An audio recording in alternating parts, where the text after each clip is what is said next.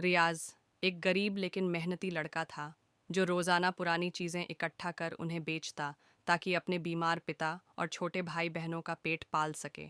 उस दिन जब वह एक सुनसान गली में कुछ खोज रहा था तो उसे धूल से ढका हुआ एक पुराना कागज़ मिला। जब उसने झाड़कर उसे खोला तो यह एक खजाने का नक्शा निकला जिस पर धुंधले अक्षरों में कुछ रहस्यमयी संकेत लिखे थे। नक्शे को देखकर रियाज का दिल तेजी से धड़कने लगा। उसने यह नक्शा अपने दादा को दिखाया जो पुरानी कहानियों के जानकार थे। उन्होंने नक्शे को ध्यान से देखा और बोले, बेटा, यह तो किसी खजाने का नक्शा लगता है। यह सुनकर रियाज की आंखों में चमक आ गई। उसने अपना भूरा बैग कंधे पर टांगा और हरे रंग की हुडी पहने नक्शे को कसकर पकड़कर गांव के बाहर स्थित उस वीरान घर की ओर चल पड़ा। धीरे धीरे वह कमरे में घुसा और चारों ओर नजर दौड़ाई।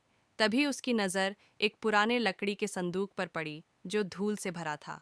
उसने हिम्मत जुटाकर उसका ढक्कन खोला और उसकी आंखें आश्चर्य से चौड़ी हो गईं।